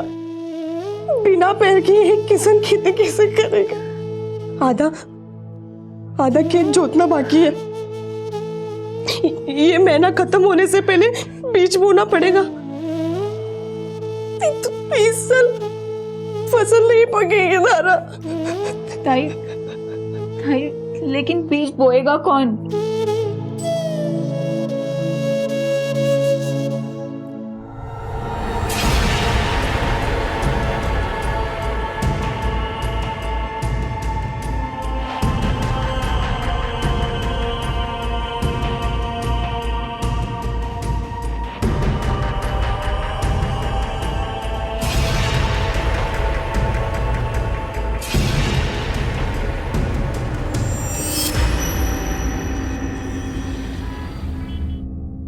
साहब बहुत अंधेरा था, मुझे कुछ ठीक से दिख भी नहीं रहा था और पता नहीं वो आदमी कहां से बीच में आया।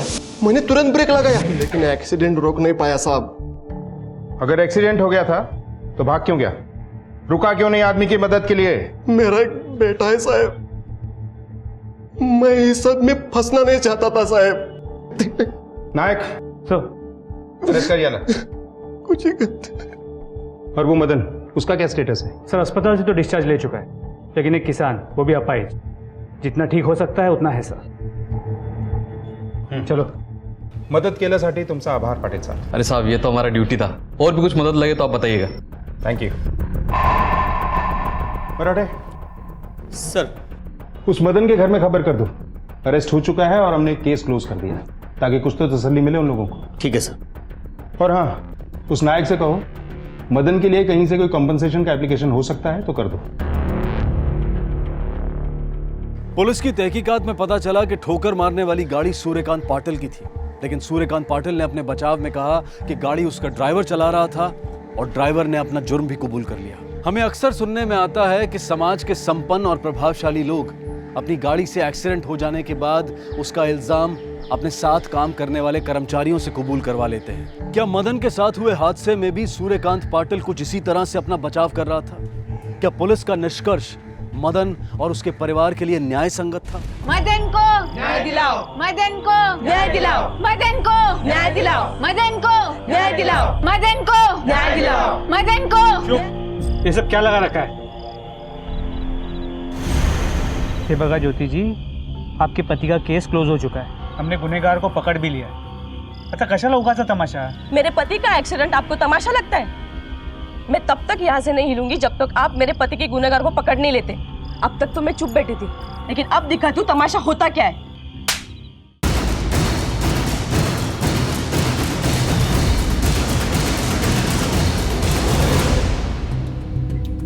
आप एक पुलिस ऑफिसर पर हाथ नहीं उठा सकती ज्योति जी, ये कानूनन जुर्म है। तो फिर आप ही बताइए साहब, मैं और क्या कर सकती हूँ? अरे आपके पति के गुनहगार को हमने पकड़ लिया है, फिर आप ये सब क्यों कर रहे हैं? क्योंकि आपको अब तक ये नहीं पता कि असली गुनहगार कौन है। पाटिल ने जानबूझकर मेरे मदन का एक्सीडेंट करवाया है। मतलब? वो पाटिल की नजर हमारे जमीन पे थी। कई बार आदमियों को हमारे घर भेजा है उसने, मदन से जमीन खरीदने के लिए। कोण आहे ग?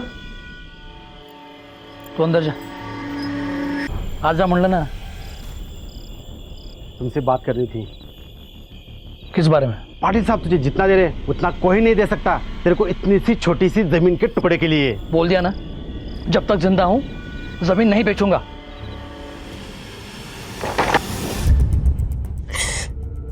एक बार नहीं, कई बार हुआ है साहब। परेशान कर दिया था उन लोगों ने हमें। हर हफ्ते किसी न किसी को भेज देते थे हमसे हमारी जमीन मांगने। और जब मदन ने जमीन देने से ना किया तो उसका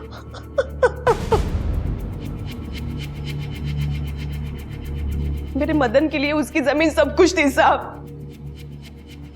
इसके लिए अब मैं उससे संभाल रही हूँ। लेकिन आपको हमें इंसाफ दिलाना होगा साहब। उस पाटिल को जिम्मेदार ठहराना ही होगा साहब। उसने मेरे मदन की जिंदगी खराब कर दी है साहब।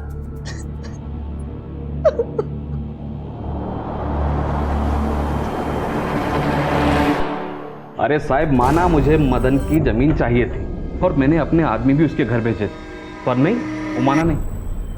इसलिए साहब मैंने भी कोई जोर जबरदस्ती नहीं की। लेकिन उसकी पत्नी तो कुछ और ही बता के गई। अगर उसकी जमीन आपको ना मिलती तो आपका नुकसान होता, नहीं? उसकी वजह से उसकी आजू बाजू जमीन मिलने का आपको फायदा नहीं होता। साहब एक खेती है, कोई बिल्डिंग नहीं। अगर मदन अपनी जमीन मुझे नहीं देना चाहता था तो मैं उसके आजू बाजू अपनी खेती चलाता था, और इसलिए मुझे उसका एक्सीडेंट करवाने की जरूरत क्या थी? मुझे क्या फायदा होता साहब?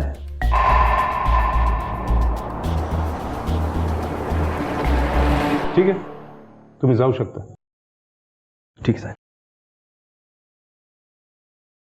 नायक, सबूत तो नहीं मिल रहे हैं, लेकिन ये आदमी मुझे ठीक नहीं लग रहा। इस पे भी नजर रखो। सर, मदन की पत्नी ज्योति को पुलिस के निष्कर्ष पर यकीन नहीं था। उसका यह मानना था कि सूर्यकांत पाटिल के ड्राइवर ने पाटिल का गुनाह अपने सर ले लिया था। ज्योति को इस बात का डर था कि पाटिल उनकी जमीन खरीदने के लिए किसी भी हद तक गिर सकता है। सिर्फ मदन का पैर तोड़कर उसे संतोष नहीं होगा। लेकिन पुलिस के पास पाटिल को अरेस्ट करने के लिए कोई आधार नहीं था, और पाटिल की अपनी सफाई में कही गई बात में भी तर्क था। क्या यह एक्सीडेंट मदन के दुर्भाग्य में होने वाली पहली कड़ी थी? क्या मदन की किस्मत में कुछ और बुरा होना अभी बाकी था?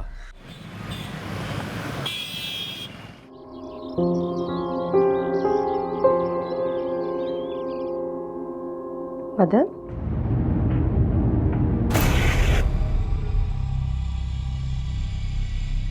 कहाँ चले गए? मदन, मदन, मदन, मदन। काय झालं ज्योति? आई, रंजन कहीं मदन को बाहर लेके गया है क्या? नहीं तो। कहाँ चले गए होंगे? मदन, मदन, मदन। क्या हुआ वही? तेरे भाई घर पे नहीं है। नहीं है? क्या मतलब नहीं है? वो तो ठीक से चल भी नहीं सकते हैं वही। क्या हुआ? दादा घर पर नहीं है। क्या? वो अभी तो यहीं पर थे। भाजी खत्म हो गई थी तो मैं उनको बोल के गई थी कि मैं बाजार जा रही हूँ। कहाँ गए? तुम लोग जाओ, मदन को कहाँ से भी ढूंढ के लाओ। जाओ, जाओ ढूंढ के लाओ। वही नहीं लाता है। कहाँ गए होंगे?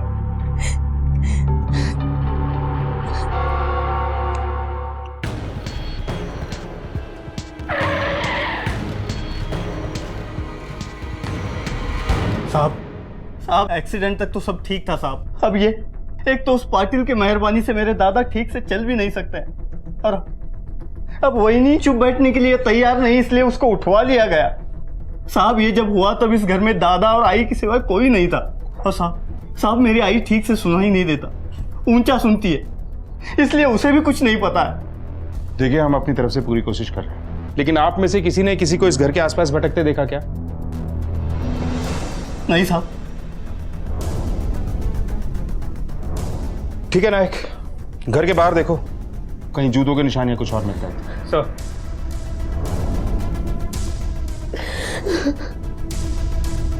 आसपास के एरिया में देखो कुछ दिख रहा है क्या? ठीक है सर, चलो देखो इधर।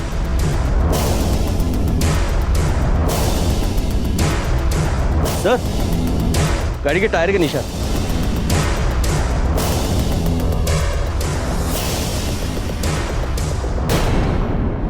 सर, घर के बाहर किसी गाड़ी के टायर के निशान है। ठीक है, उसका फोटोग्राफ लो और देखो कि पाटिल की गाड़ी से मैच करता है क्या। मेरे ख्याल से जिस किसी की भी ये गाड़ी थी, मदन उसी के पास होगा। Right sir. कहीं ज्योति का शक सच तो नहीं था? क्या मदन के गायब होने के पीछे का मकसद सिर्फ जमीन की खरीद फरोख्ती था, या फिर यह मामला कुछ और ही था? सर, टायर के निशान की एनालिसिस रिपोर्ट। नहीं, ये निशान पाटिल की गाड़ी के नहीं है। सर, बात यहाँ खत्म नहीं होती। ये निशान जिस मॉडल की टायर का है इस पूरे ज़िले में ऐसी मॉडल किसी के नाम पे रजिस्टर्ड नहीं है। इसका मतलब मदन को किडनैप करने वाला कोई बाहर गांव का आदमी था। नायक, हमें मदन की जिंदगी में थोड़ा और झांकना होगा। आखिर उसने ऐसा क्या किया होगा कि उसकी दुश्मनी किसी बाहर वाले से हुई? एक काम करो, इस इलाके में आने वाले हर टोल गेट के सीसीटीवी फुटेज को चेक करो। देखो कि अपने डिस्क्रिप्शन से मिलती जुलती कितनी गाड़ियां यहां पर आई और इस मदन के बारे में और ज्यादा जानकारी हासिल करने की कोशिश करो। सर, एक बात और, मदन को गायब हुए 24 घंटे से ज्यादा हो चुके हैं। एक काम और करो नायक, इस गांव के खेतों और सुनसान इलाकों को एक बार जांच करो, कहीं ऐसा ना हो। सर,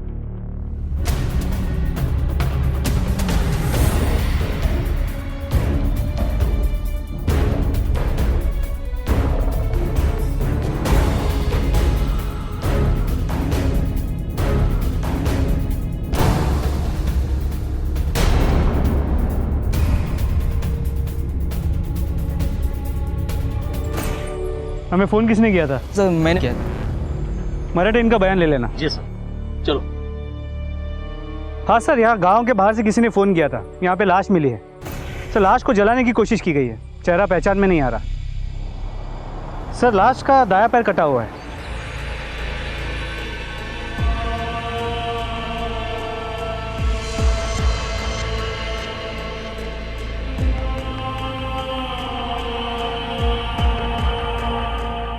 सर, ये केस बहुत ही कंफ्यूजिंग है। सर, मदन का एक्सीडेंट होता है जिसके लिए लोग पाटिल को जिम्मेदार ठहराते हैं, पर अब ये एक्सीडेंट तक पाटिल को दोषी ठहराना ठीक था, लेकिन ये मर्डर।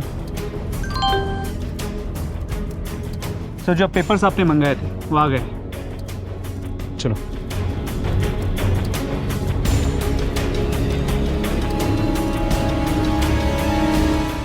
एक गरीब किसान के पास ऐसा क्या हो सकता है जिसकी वजह से उसका खून करवाया जाए, या फिर उसकी जिंदगी में कोई ऐसा राज था जो अब तक पुलिस से छुपा हुआ था? ताई, अच्छा हुआ तू आज घर से बाहर निकली। आखिर तू कब तक घर पे घुट घुट के रहेगी? ज्योति,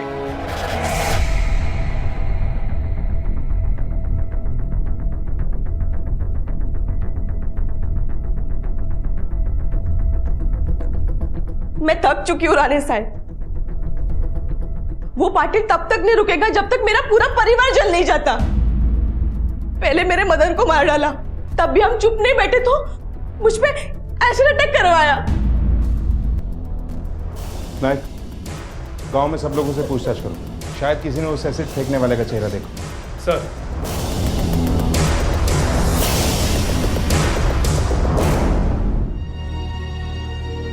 ज्योति जी, धारा का पूरा चेहरा जल गया है। धारा को कुछ दिन हॉस्पिटल में रखना पड़ेगा, उसके बच्चे के लिए अच्छा होगा।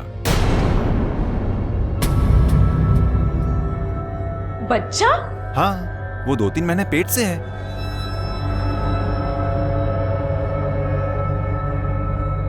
पर ये कैसे हो सकता है? पिछले 1 साल से वो मेरे पास है।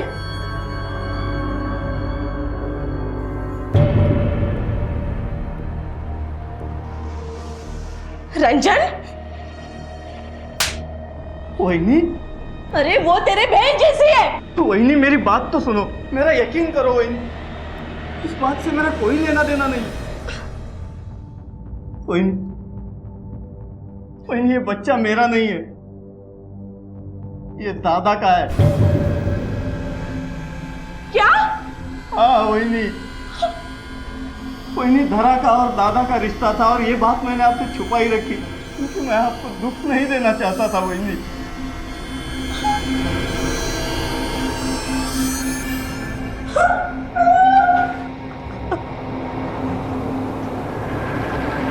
क्या धारा और मदन के नाजायज रिश्ते का मदन के कत्ल से कोई ताल्लुक था? और अगर था तो क्या धारा और ज्योति पर एसिड अटैक होना भी इससे जुड़ा हुआ था? कौन था वो जो इन सब के पीछे था?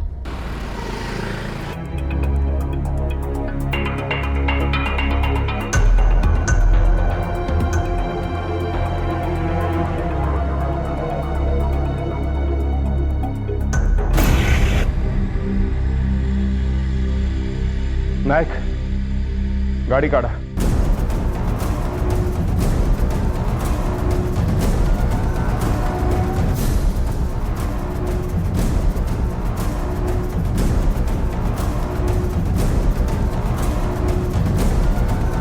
सर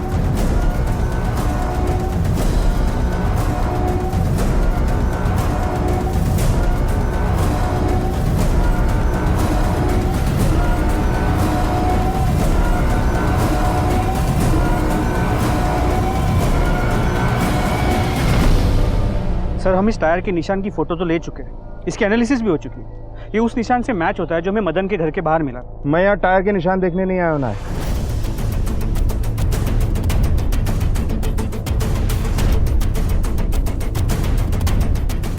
ये देखें यार, हाईवे टोल बूथ से गुजरी गाड़ियों की लिस्ट आ गई हमारे पास।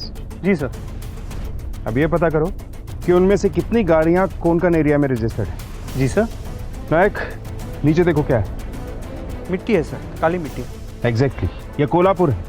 यहाँ की मिट्टी है काली, काले पत्थर की काली मिट्टी। ये लाल पत्थर यहाँ नहीं मिलता है, ये सिर्फ कोंकण एरिया में मिलता है। इसका मतलब ये है कि कातिल यहाँ अपनी गाड़ी से आया होगा और उसकी गाड़ी कोंकण एरिया में रजिस्टर्ड हो।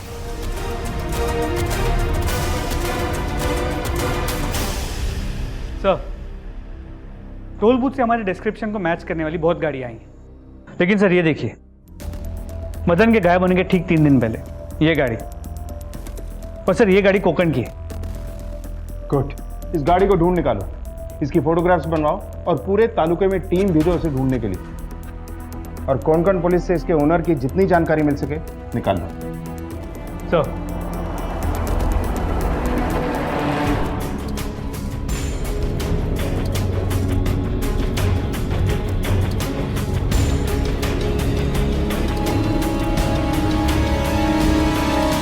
तावड़े को सीसीटीवी फुटेज के लिए भेजा था, पता करो उसका क्या हुआ। तो गाड़ी किसी मंगेश देसाई के नाम पे रजिस्टर्ड है, इंडिपेंडेंट कॉन्ट्रैक्टर है, घर वर बनाता है, और ये उसके कॉल रिकॉर्ड है। और सर ये कुछ फोटोज है जो उसे यहाँ से भेजे गए थे। फिर इसके अलावा और भी इंफॉर्मेशन मिली है। इस मंगेश देसाई की शादी फिक्स हुई थी, लेकिन वो टूट गई क्योंकि लड़की गांव छोड़ के चली गई। लड़की कौन थी लड़की?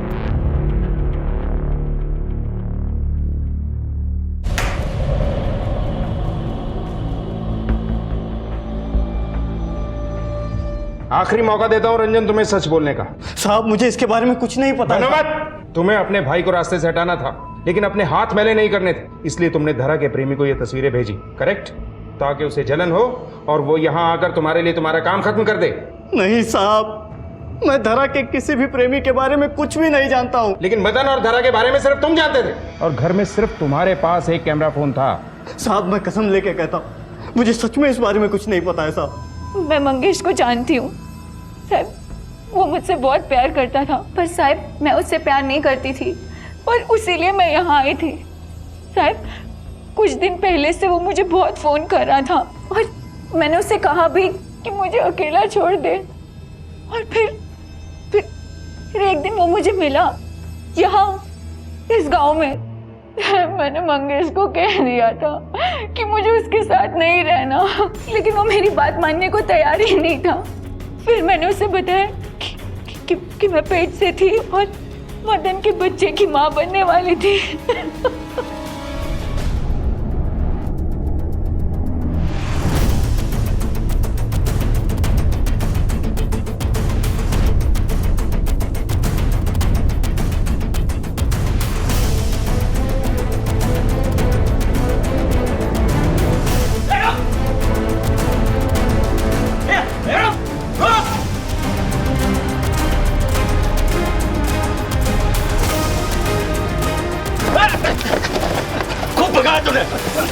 कहाँ जाएगा?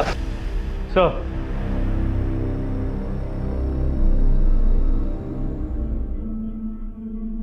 आपके आदमी ने कहा कि मेरे मदन के बारे में आपके पास कोई जानकारी है? जी हाँ ज्योति जी, आपको याद होगा कि आपके घर के बाहर और मदन की बॉडी के पास हमें एक गाड़ी के टायर के निशान मिले थे। नायक, वो आदमी हमारे कब्जे में है और उससे बहुत महत्वपूर्ण जानकारियां भी मिली हैं। सर ये है वो आदमी।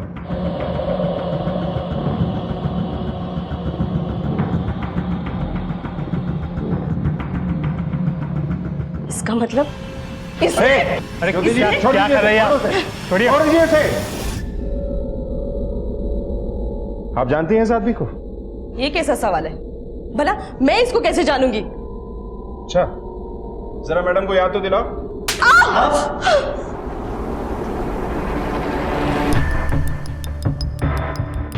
ये बैंक डिटेल्स हैं। बहुत अबला नारी होने का नाटक किया आपने। पैसे नहीं थे ना आपके पास, लेकिन आपने हमें यह नहीं बताया कि मदन ने एक और जमीन खरीदी थी आपके नाम, यहां से काफी दूर। अब वहां हाईवे बनने वाला है, लेकिन मदन के किडनैप होने के 4 दिन पहले आपने वो जमीन बेच दी और बड़ी चालाकी से वो पैसा किसी गुप्त बैंक अकाउंट में रखा। आधी बातें हमें इन सबूतों ने बता दी, बाकी इस मंगेश ने बताई। इसके आगे आप बताएंगी या हम अपने तरीके से पता करवा लें?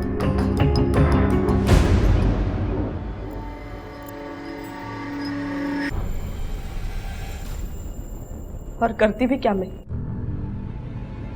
पहले मेरा पति अपंग हो गया, फिर मुझे उसकी सारी घिनौनी हरकतें पता चली। मदन आप समझ नहीं रहे हैं, मैं पेट से हूँ। अरे पगली, तो बहुत अच्छी बात है, खुशी की बात है। तुम घबरा मत, हम शादी कर लेंगे। तेरी दीदी मुझे बेटा नहीं दे पाई। अब तू देख, मैंने उसके नाम से जमीन खरीदी थी, कल ही पता चला कि वहां पे हाईवे आ रहा है। इसका मतलब और ज्यादा पैसे मिलेंगे। हाँ, और फिर मैं और तो दोनों आराम से रहेंगे। अरे बस हंस ना बाबा, हंस। हाँ, हंस।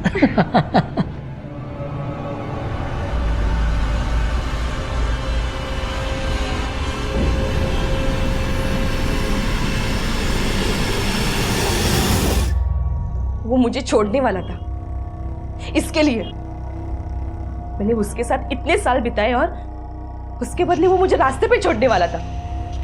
मैंने वो ही किया जो मुझे ठीक लगा। मंगेश को मैंने वो तस्वीरें भेजी और उसको यहाँ बुला लिया ताकि वो धारा को यहाँ से लेके चला जाए, लेकिन धारा ने जाने के लिए इनकार कर दिया तो